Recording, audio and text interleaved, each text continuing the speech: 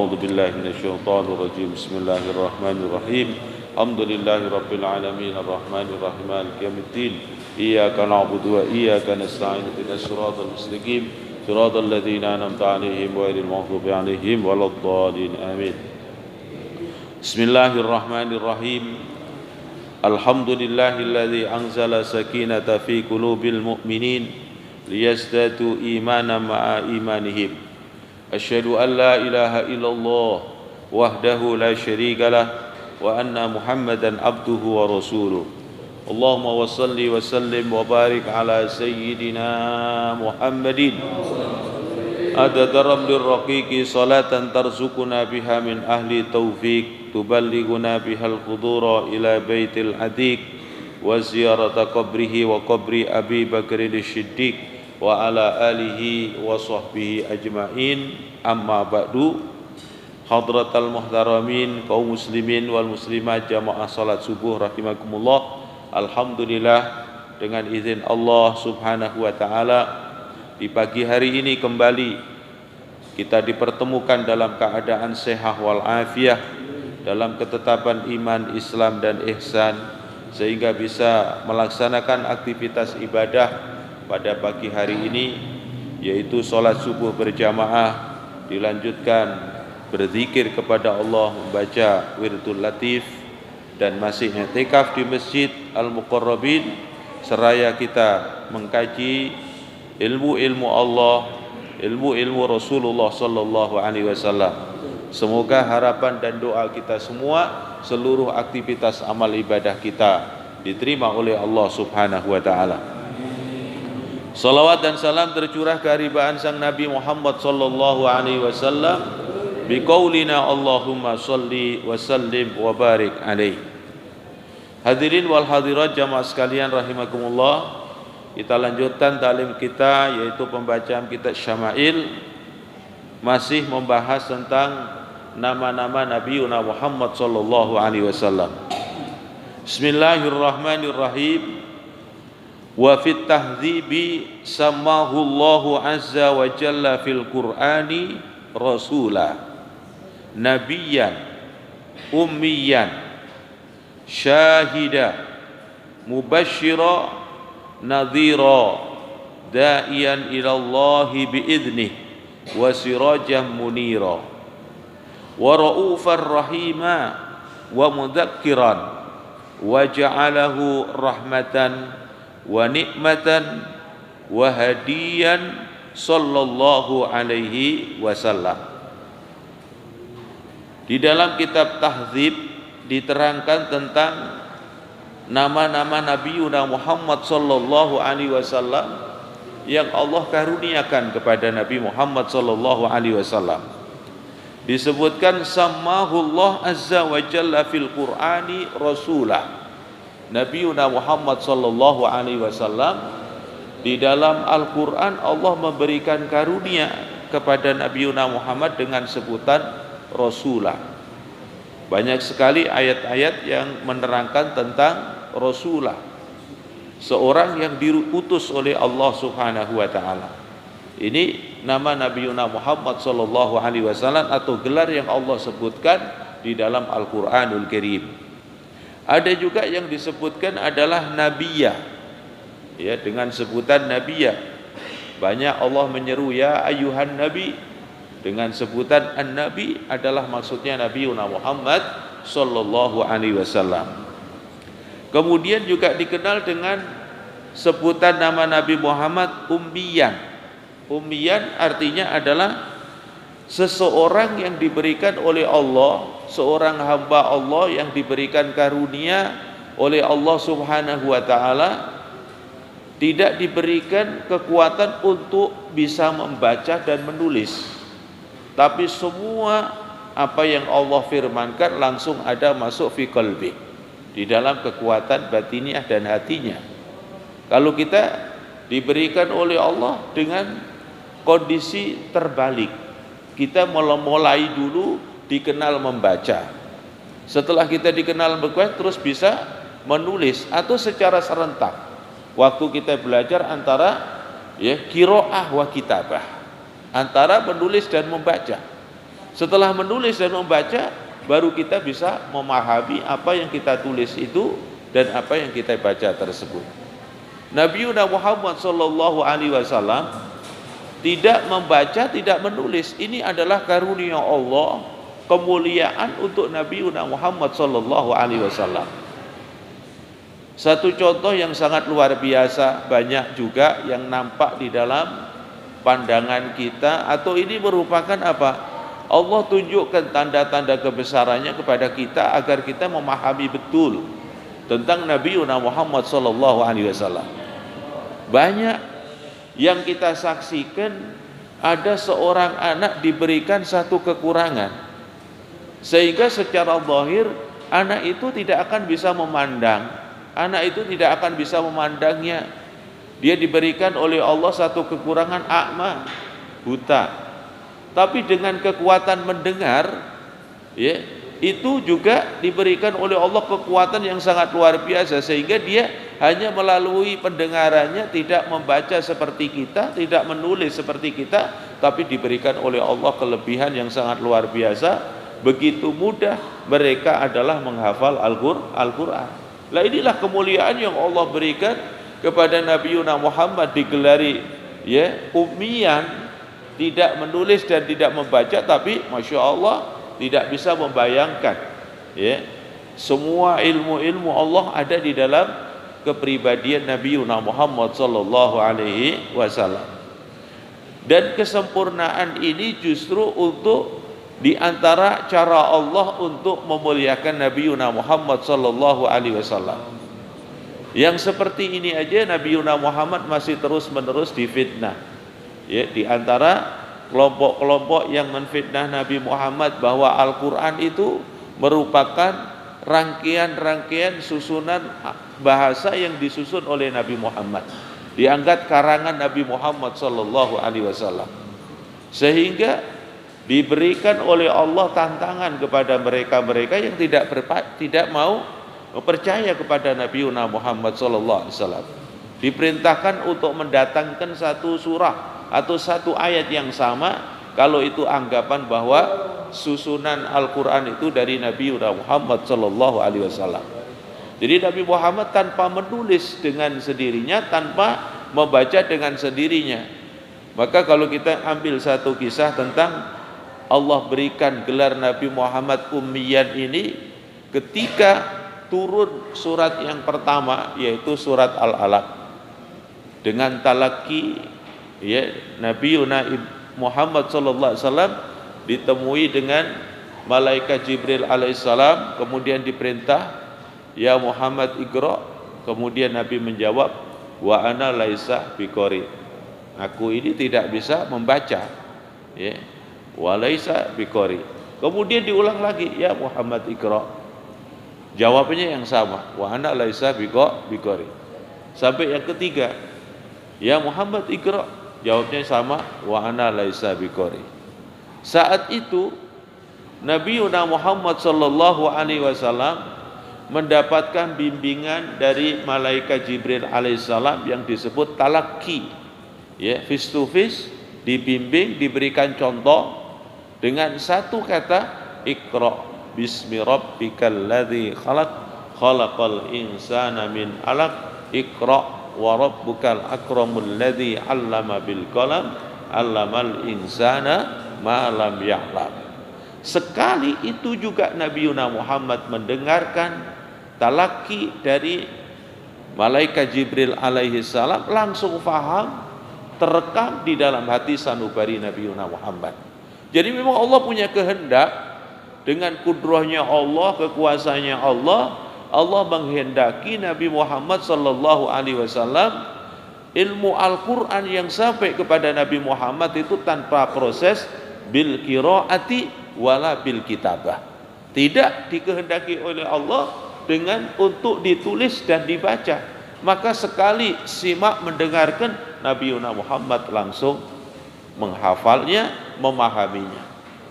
Nah, ini kita juga harus pahami, banyak anak-anak kita yang posisi lagi belajar Al-Quran atau belajar ilmu-ilmu yang lainnya, atau kita mendengarkan orang bersolawat kepada Nabi Muhammad, Bapak tidak pernah menulis itu sholawat, Bapak juga tidak pernah membaca itu sholawat, tapi terus mendengarkan sholawat kepada Nabi Muhammad, lama kelamaan diberikan hafal. Ini adalah bagian satu proses yang Allah tunjukkan di zaman kita tanpa menulis, tanpa membaca, tapi sangat luar biasa. Banyak yang orang-orang diberikan sebuah kekurangan, tapi di balik itu Allah tunjukkan kesempurnaan dan kekuasaan Allah kepada anak tersebut. Itu adalah Nabi Muhammad, sebutannya adalah ummiyah. Kemudian sifat nama Nabi Muhammad disebut lagi syahidah, ya, menjadikan syahid. Menjadikan syahid besok Bapak di akhirat ketika manusia dikumpulkan di padang mahsyar ini, banyak yang mereka berhujjah. Berhujjah artinya apa? Beralasan.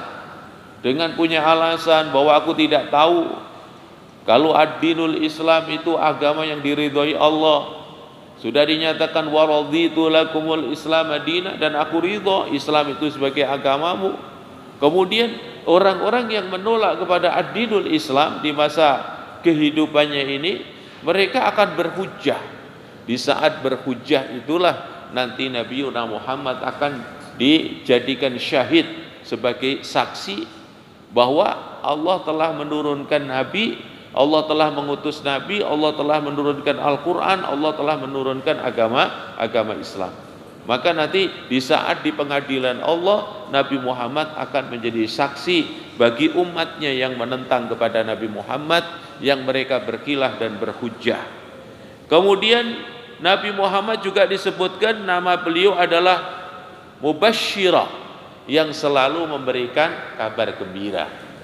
Makanya bagi kita seorang muslim harus selalu usaha dalam ittiba dari sifatnya Nabi Muhammad, nama Nabi Muhammad basyira wa nadhira. Basyira memberikan kabar gembira lil mukminin, kepada orang-orang mukmin yang taat kepada Allah. Kemudian juga ada yang harus kita berikan kepada saudara-saudara kita adalah nadhira, peringatan. Peringatan, diberikan peringatan bahwa kalau kamu melakukan maksiat kepada Allah nanti ada sanksi yang akan diberikannya. Ini adalah sebuah peringatan. Nabi Muhammad selalu menyampaikan kabar gembira dan peringatan kepada umat manusia, terutama di masa-masa awal beliau ada di kota Makkah dan di kota Madinah, terus mendakwahkan disertai dengan basyira wa nadhira. Kemudian Nabi Muhammad juga disebut namanya dalam Quran da'iyan ilallahi bi'idnih. Da'i artinya mengajak, ya, mengajak. Jadi semua adalah bagian dari apa dakwah Nabi Muhammad sallallahu alaihi wasallam, mengajak manusia ke jalan Allah Subhanahu wa taala. Dan bagian dari dakwah ini, orang-orang yang beriman kepada Allah mempunyai bermacam-macam manhaj yang diambil dari bagian dari pengambilan itu juga sanadnya nanti kepada Nabi Muhammad sallallahu alaihi wasallam. Jadi pemahaman kita begini, Nabi Muhammad ini adalah manusia yang paling sempurna, insanul kamil, sudah tidak ada lagi duanya. Sehingga apa? Ketika kita mempunyai keinginan untuk mengambil bagian dari sifat Nabi Muhammad, mengambil dari kemuliaan nama Nabi Muhammad, Nabi Muhammad adalah da'iyan ilallahi bi'idhnih, mengajak ke jalan Allah dengan izinnya. Terus manusia diajak ke jalan Allah. Ada yang mereka dakwah ada dengan bil lisan, ada dakwah bil hal, bermacam-macam dalam dakwah tersebut, ya. Ini adalah bagian dakwah, ini adalah merupakan bagian yang harus kita ambil secara menyeluruh, karena semua di antara kita ini adalah menjadi seorang pemimpin, terutama adalah dari mulai keluarga kita sendiri yang harus kita berdakwah. Istri kita, putra-putri kita harus kita dakwahin terus, diajak menuju jalan Allah Subhanahu wa taala. Ya. Istri kita yang belum sempurna di dalam ibadahnya, belum istiqomah, harus kita ajak untuk istiqomah beribadah pada Allah. Kemudian putra-putri kita yang belum istiqomah di dalam ibadahnya, kita ajak untuk jalan ke jalan Allah Subhanahu wa taala. Makanya kalau di zaman sahabat ini Bapak, mereka belajar sama Rasulullah, suaminya mendapatkan ilmu, nanti semua keluarganya akan mendapatkan ilmu. Karena apa? Ada transfer ilmu yang langsung disampaikan kepada istri dan anak-anaknya. Nah di kita ini sistematis dakwah yang kayak gini belum, ya, belum kita lakukan. Artinya apa? Ketika kita mendapatkan ilmu di saat kita hadir di majelis taklim, ya, bagaimana fadilahnya kita bersolawat kepada Nabi, satu misal, kita sudah dapetin itu ilmu. Dalilnya mana? Kemudian bagaimana yang diperintahkan oleh Allah dan Rasulnya, kita sudah fahamin semua, tapi kadang-kadang belum kita sampaikan kepada istri kita, belum kita sampaikan kepada putra-putri kita. Jadi ilmunya baru sampai ke diri kita, kadang-kadang sampai diri kita pun belum diamalkan. Nah ini dakwah yang secara sistematis yang diajarkan Nabi ini belum kita lakukan, ya. Bosnya ketika kita sudah tahu fadilah, keutamaan bersolawat kepada Nabi, Allah memberikan contoh bersolawat, malaikat memberikan contoh bersolawat. Kemudian setelah itu, setelah Allah mencontohkannya, malaikat dijadikan sebuah contoh, baru Allah menyeru, ya ayyuhalladzina amanu sallu alaihi wasallimu taslima. Jelas bahwa kita diseru oleh Allah untuk bersolawat kepada Nabi Muhammad sallallahu alaihi wasallam. Dan ketika Allah menyerukan kalau kita untuk solawat ini, nanti terus bagaimana praktiknya? Di dalam sholat ada kewajiban bersolawat kepada Nabi. Di saat kita mau berdoa juga ada tata tertib cara untuk kita memuji kepada Allah dan bersolawat kepada Nabi. Semuanya ini sudah dicontohkan, diberikan bimbingan, atau ada contoh-contoh lagi bahwa memang solawat ini adalah amalan yang paling mudah untuk diamalkan, tidak banyak persyaratan-persyaratannya, sehingga kapan saja, di mana saja, yang penting di tempat yang baik, tidak di tempat yang dilarang oleh syariat, seperti fil hammam, di kamar mandi dan lain sebagainya, ya. Di situ yang harus kita lakukan banyak-banyak bersolawat kepada Nabi. Dulu pernah kita mendapatkan satu ilmu dari guru kami, Al-Habib Nagib. Habib Nagib ini mendapatkan ilmu dari gurunya, yaitu Abuya Maliki, yaitu seorang ulama besar yang ada di Makkatul Mukarramah. Di saat dalam majelis taklim itu ada seseorang bertanya, ma yaf'alullah al'an, Allah sekarang lagi ngapain, ya. Jadi dia bertanya sesuatu yang rada apa, ya, hal yang sebenarnya adalah berbahaya juga ditanyakan itu.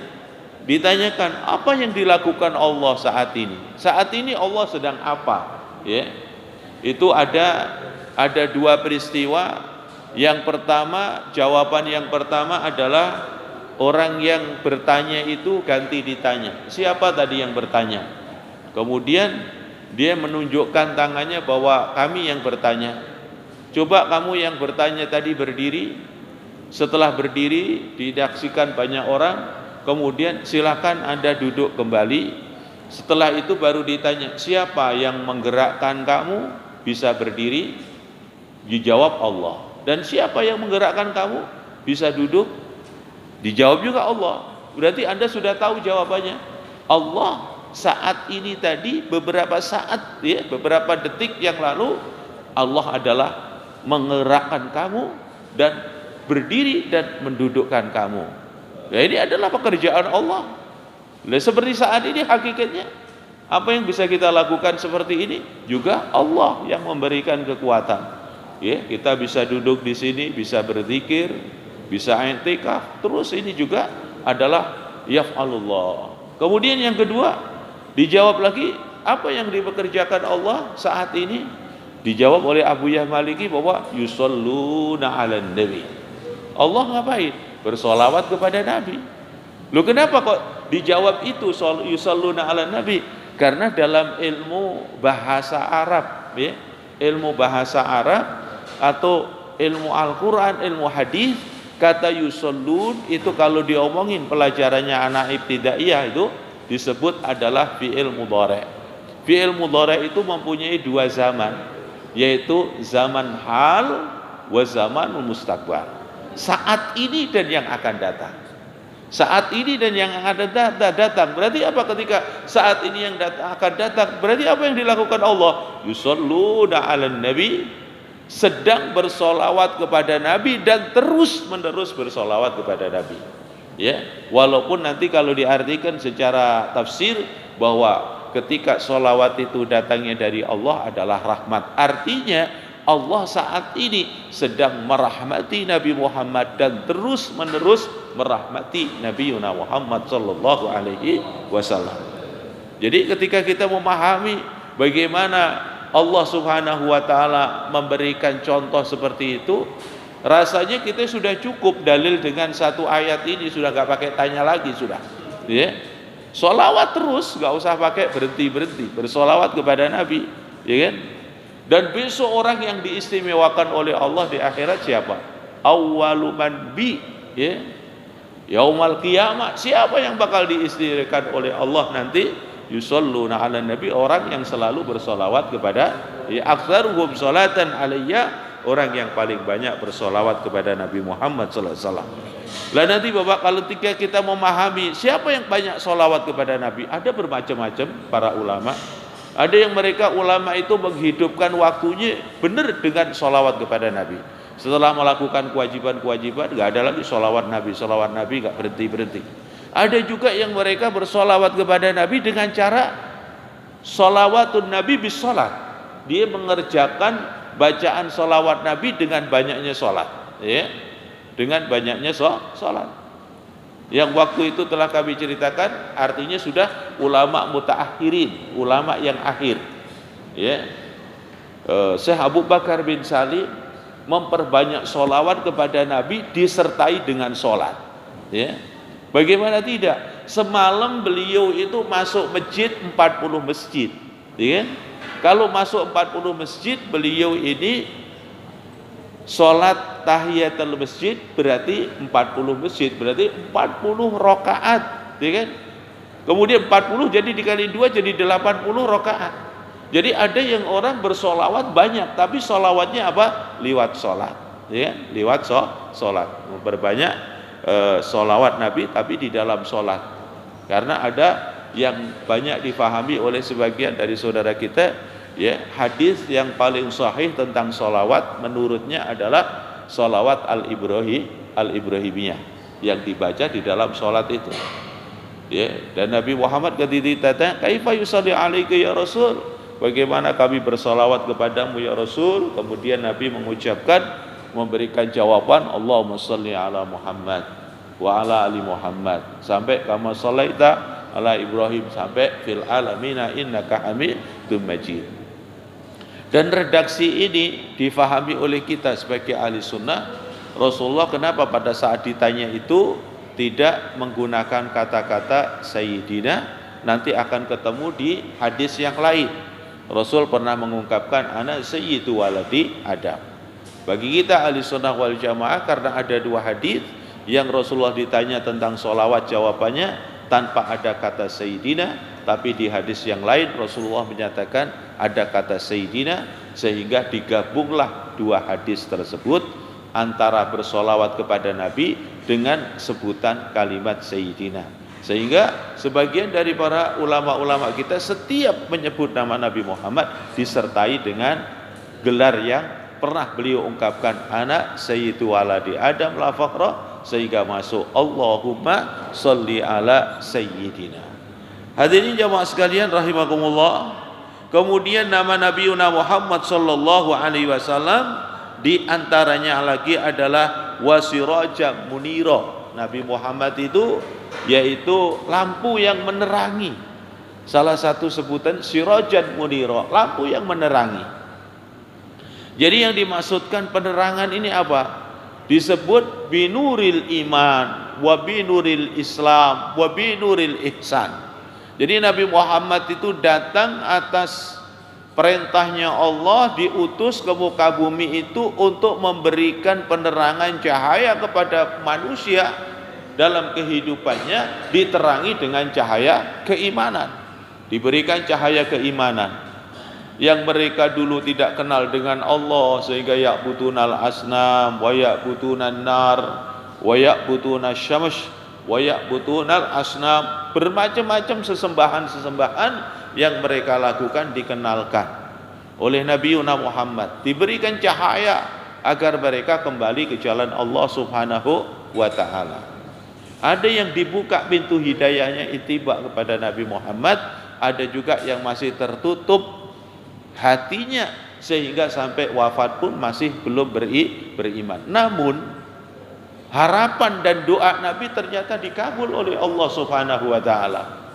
Jadi dari tokoh-tokoh musyrik tiba-tiba putranya yang masuk Islam.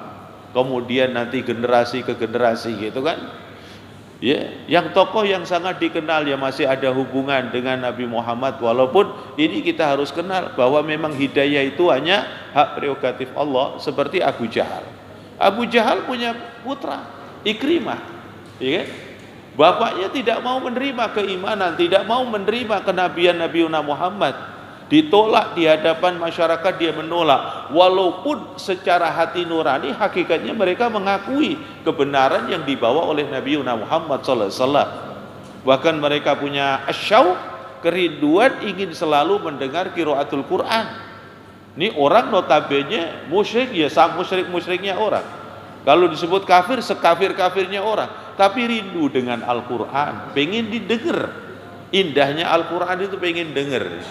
Cuman kadang-kadang berbalik ke penyakit kita sendiri. Kita sudah beriman, dari lahir beriman, tapi kerinduan untuk baca Quran tidak ada.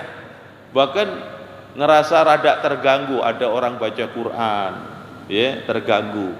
Rada malam sedikit ada orang baca Quran, terganggu. Sebenarnya itu satu kenikmatan sangat luar biasa, ya. Kalau kita melihat kondisi sekarang di Mekah, di Madinah itu, Pak. Sampai malam kita lewat lorong-lorong jalan menuju ke masjid, yang ada apa? Suara Al-Quran. Rasanya indah, rasanya luar biasa. Justru ketika kita di dalam hotel itu kayak gak dengar apa-apa, ya kan? Kemudian keluar, Masya Allah, di sana sini mendengar Al-Quran dilantunkan, walaupun itu melalui kaset, tapi yang jelas itu suatu hal keindahan yang kita dapati.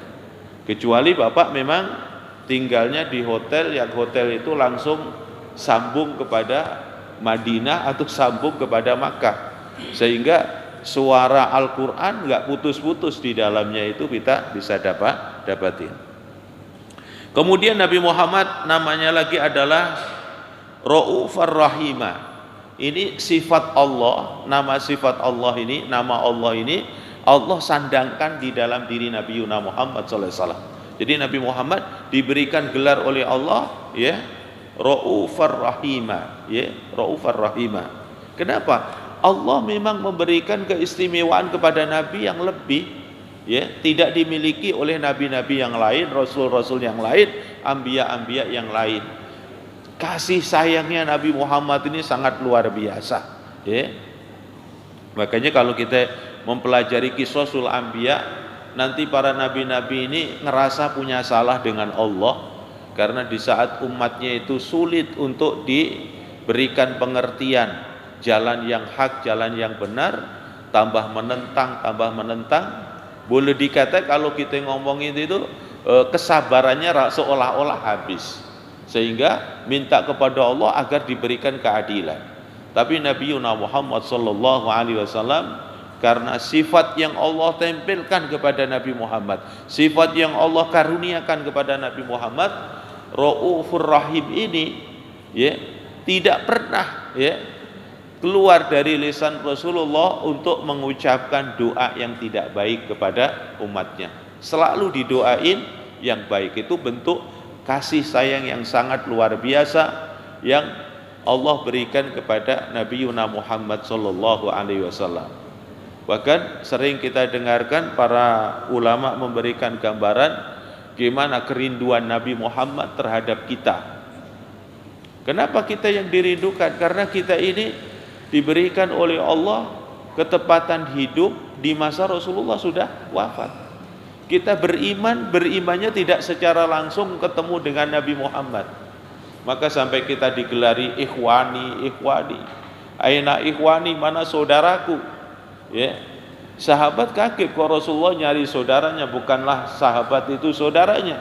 Ternyata Rasulullah menyatakan, ya, wa anta ashabi, kamu ini adalah sahabat-sahabatku.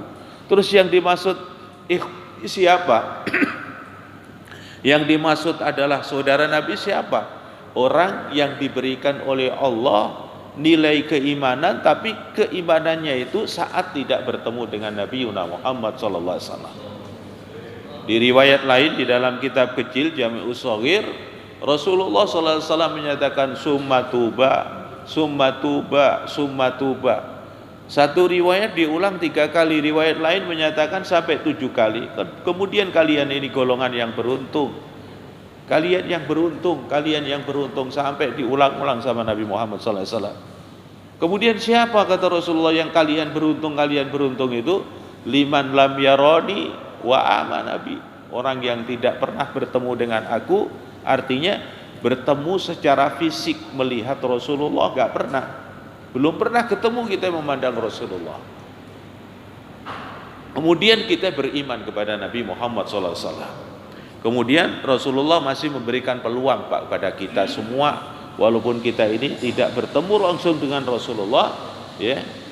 Kita masih diberikan peluang di saat kita ini bisa menjaga kebersihan hati kita dengan banyak menghidupkan sunnah-sunnahnya, kemudian sholawat dengan sebanyak-banyaknya dengan tulus ikhlas karena Allah. Di saat Allah memberikan izin dan ridho, kita bisa ru'yatun nabi fil manam, kita bisa mimpi ketemu Rasulullah di dalam tidur. Itu adalah ru'yatus shadiqah, mimpi yang nyata, ya. Jadi ketika seseorang diberikan karunia oleh Allah mimpi ketemu Rasulullah di dalam tidurnya, insya Allah itu akan mimpi nyata. Karena apa? Iblis, syaitan itu tidak bisa menjelma kemudian mengaku-ngaku bahwa dirinya adalah Nabi Muhammad sallallahu alaihi wasallam. Jadi harapan ini masih ada untuk kita. Paling tidak ketika kita itu bisa, hati kita tergetar di saat Nabi Muhammad disebut namanya. Ketika bersolawat hati kita bergetar, insya Allah itu sudah karunia yang sangat luar biasa.